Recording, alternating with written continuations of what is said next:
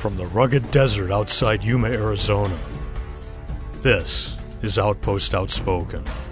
Outpost Outspoken is the official podcast of U.S. Army Yuma Proving Ground, which conducts natural environment testing of military equipment in Arizona, Alaska, and the tropics. Welcome to the first Outpost Outspoken podcast of 2025. I'm your host for this segment, Ana Henderson. Today, the president of the Desert Committee joins us. His committee worked hard over the last few months to provide U.S. Army Yuma Proving Ground a winter ball. Joel, thanks for joining me. Thanks for having us. Well, YPG hadn't hosted a ball since 2012. What motivated you and your committee to take on this event? The Desert Committee was looking to host an event for the YPG community to celebrate the men and women that serve those who serve. When we reached out to YPG and we asked them, what we'd like to do, we're looking to host some type of event. YPG said that they hadn't had a ball in 12 years. And what better opportunity to showcase, the men and women that serve those who serve. So that's the reason why we hosted it for them. And they were able to celebrate with all of their colleagues and coworkers and community members. Tell me about this all-volunteer committee that you have. So yes, it's all compiled of volunteers, and each event that we have different volunteers. So it's whoever is available, whoever can commit for that event. They do a different range of volunteerism. I had a decorating committee. I had a committee specifically volunteers for people that went to solicit for sponsorships. We had another committee volunteer that helped me run pretty much the whole thing, who was Stephanie Jacobs. She was great in helping me and facilitating everything that happened during the event. It was open to anyone who supports the mission at YPG. And I thought that was really important because most of the workforce is civilian. There's a large portion that are contractors, and the community organizations around Yuma also support YPG. So how many people attended, and really who was in attendance? We had about 214 soldiers, civilians, contractors, local leaders, and their spouses, which was great because we were able to get the whole Yuma community as a whole, not just YPG, but local leaders as well. And we were able to get them all together under one roof, which was great. It was a lot of fun. I mean, Yuma Mayor attended. Yep. Yuma 50. Yuma 50 was there. We had AWC as well. We had a lot of local leaders as well. So. Definitely all these people in committees that support YPG throughout the year. Of course, this all costs money. So aside from the attendees paying a fee, you also had community support. Who helped make this possible? So I'd like to give a huge shout out to Yuma Investments Group, Yuma International Airport, and the Yuma 50, who are top sponsors. Without them, we definitely couldn't have made this event happen.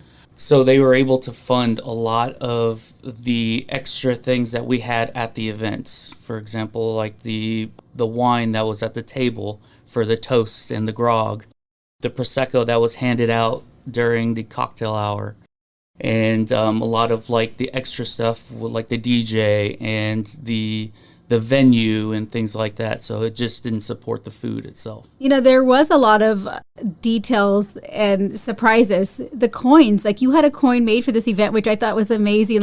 It's just that extra detail you didn't expect. And you had a red carpet. Walk us through this event because, again, you thought of every detail. Whenever they entered into the hotel, because it was in a hotel, it was at the 4 Points by Sheraton. We were located in the ballroom, so they had to make their way through the lobby area. But once they've passed that lobby area, they came to a check-in counter where the guests checked in. They went through a beautiful archway that we designed and made from scratch, which was pretty awesome. We also had a red carpet to follow to kind of guide them to their first location, which was the photo op. So they took a professional photo where they were able to do GIFs. They were able to do candid photos. They had all kinds of different items for them to hold and things like that, which was really fun. And the great thing is the photographers provided a QR code or a phone number where they can scan it and get their photos instantly. Oh, we got ours instantly, which was amazing. You're like, okay, there you go. Which was great. And they also provided a huge roll-up. So, anybody out there who needs their photos, I have them. Please reach out. But after that, after they took their photo, they were able to purchase more raffle tickets. We had a raffle ticket booth. We had a 75-inch screen TV. We had an Android tablet, a drone, and many other sponsored baskets for raffles so they could purchase extra. Now, every guest did get one free raffle ticket, so everybody had the chance to win those items, which was great. After that, they would filter in, and we had someone handing out one free glass of Prosecco, which everybody who wanted it could have it for the cocktail hour. And then they walked into the venue, which was beautifully decorated, at a dance floor. I mean, everything was really top notch. And again, the surprise of having the coins and then the extra drinks on the table were really a nice touch. You also had a very special guest speaker, Mr. Gary Bishop. He was dynamic. He was funny. Why was he chosen? Tell us about him. So Mr. Bishop is really well known within the test community, and we came together and we really thought that he would be the best person for that job, which was our guest speaker. When we reached out to him and he said he'd be honored to, it was a very exciting moment because we didn't think that he would, during his busy schedule was going to be able to make it out here, but he set everything aside and he came out, and he definitely is a firm supporter in the YPG community. So the DJ, which was amazing, popped on the first song. It was one of those, electric slide type of ones that everybody dances together. I'm like dancing, and I turn around and he's right next to me. Yeah, So, he definitely enjoyed a few songs, before he had to head out just because he had an early flight the next day. But he had a great time. The Color Guard, they started out the ceremony. They did such an amazing job. Very professional. They're part of the U.S. Army Yuma Proving Ground Airborne Task Force. Tell us about who participated in this. So we had Staff Sergeant Ray, Staff Sergeant Title, Staff Sergeant Viveros, Staff Sergeant Corona, and Sergeant Ramirez, who all did an amazing job. They were very easy to work with. We did many iterations during the rehearsal, making sure that they were flawless. And yes, they were flawless during the actual ceremony, which was great. And one of the highlights of the night was the grog. Command Sergeant Major Miliari appeared to just enjoy leading this. What is that? Explain to people that don't know. So the grog is a ceremonial thing that, has been around for many, many years. And it's a traditional thing that they have at military balls where everything that you pour into this bowl, which they call the grog, has a symbol. So like, for example, if they poured an alcoholic beverage, it symbolizes, like, for example, vodka symbolizes the Arctic. And, we had our ARTC leadership there as well. So they were the perfect people to add that to it. And we also added a little extra by putting some dry ice in there. So when they poured it in there, it created like a fog effect, which was really awesome. It was really a sight to see. Well, Joel, thank you to you and the committee for this event. Is there anything else that you want to add? And also, any other events planned?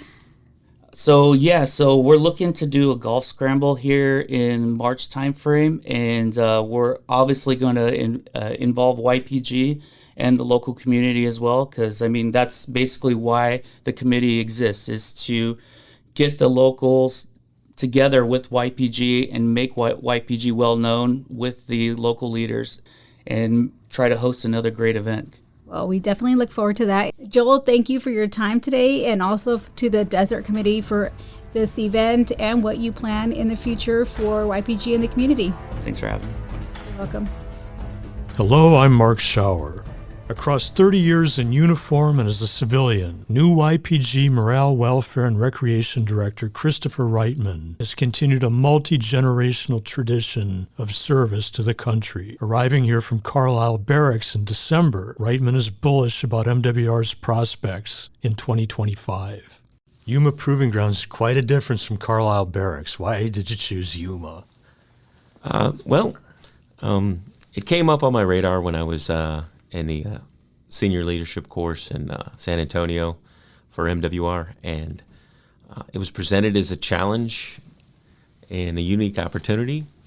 I'm a big fan of the challenges and trying to lead a team to a common goal, and that's what kind of led me here. In the immediate times prior to COVID, YPG had two great big public events, the YPG 75th anniversary, YPG 2020, and then COVID kind of threw a monkey wrench in a lot of things.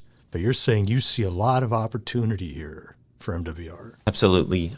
Listening and watching and talking to people, trying to make some observations on where we can go, where we can improve. And the one thing I see is just opportunity everywhere. In every facet, I see a great community. I see great support. I see great leadership and a community that wants to support it and is interested in the services that we provide. So I'm very excited about the future and aligning with the senior commander and the garrison managers' initiatives. And I think that there's just so many places we can go and so many things we can do. There's really so much untapped potential. YPG's a remote and isolated post. It's always been majority civilian. Today it's overwhelmingly civilian. There's fewer than 200 active duty soldiers here. But it seems to me we still provide quite a bit of things for the small population we have here. Absolutely. The Army does have a benchmark for services that goes across the enterprise, but those are all important services, whether that's Army Community Services that supports many of our soldiers and families in the time of need, or our Child and Youth Services that take care of our children on a daily basis, or just restaurants, businesses, recreation, keeping you fit, keeping you mentally fit also at the library. So those are key services that are important to the resilience of our soldiers and our community. We want our soldiers and our warfighters to stay focused on the mission. So that's what we do. We make sure that they're focused on their job when they're at work, and they know that their families are taken care of when they're not there. So what do you think some things you've got coming up for us in the next few months? Well, I really want to take the opportunity to observe and listen to the community. There are a couple things that are on the radar here, and one of those things I think has been coming for a while. It aligns with the AMC Commander's directive to have 24 access to gyms. So we're working very diligently on that. You're going through some of the ITAS and the APMS processes, some of the bureaucratic processes that are required and for reason, but they do take some time. So we're working on that, and we hope by next year to have that implemented so that most everybody in the installation should have access to 24/7 at the gyms. Another initiative that is we'd like to introduce online ordering for our restaurants. So a service that could be done via an app or via your phone through Safari or Chrome or any of the mobile applications, and you can pre-order, order in advance, prepay, show up, if you want to pick from the Rock, you want to go to the Rock Garden and pick up your food, it's there, it's paid for. I walk in, I grab it, and I'm gone. So that should help expedite our service times and the convenience for our customers. Overall, I think that's something that would be really good for the community. You talked about getting feedback from the community. You're doing a survey right now, aren't you? Correct. We are doing our annual needs survey for MWR. If you go to our Facebook page, there's a direct link there, or even if you just search the Family and MWR Customer Service Needs Survey, you'll get directly there. Really quick, it'll be on the top result or two. And it's right on MCOM's MWR page, and it's across the enterprise. So you select Yuma Proving Ground as your location, and you can do as much and cover as many areas as you like. And it takes about 20 minutes maybe, but it covers your services in ACS, your services in business and recreation, and your services in child and youth services. So you can there's your opportunity to tell us, how do we form this community and how do we form the programming and services that we provide? I hear feedback from people, I wish we had this, or man, we used to do this, or let's try this. Please, give us the feedback. Use the survey. I'd like to see a good result, a good number of people. It is anonymous, so your feedback will not be tied back to you. So there's no fear of that or anything like that. And again, honestly, we want your feedback. So please, take the opportunity, fill out the survey. That would be a great way for us to, get better and provide the services to the community that they're asking for. No, it's exciting stuff. We really appreciate MWR. We're glad to have you here. Thanks for coming here and talking with us today. Thank you. Thank you for having me. This has been Outpost Outspoken. Thank you again for listening. We'll see you next time from the forefront of Army transformation.